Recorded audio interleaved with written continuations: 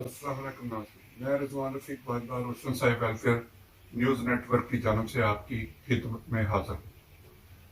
ہمارا آج کا موضوع ماحولیاتی تبدیلی کے حوالے سے ہے۔ دنیا بھر کی طرح پاکستان میں بھی اس ماحولیاتی تبدیلی کے باعث بہت سے مسائل سامنے آ رہے ہیں۔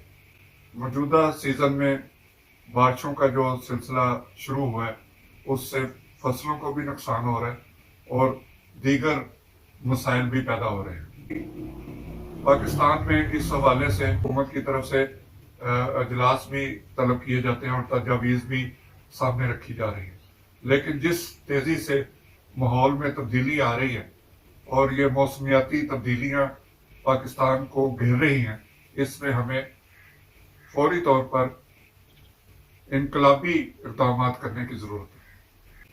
شکریہ۔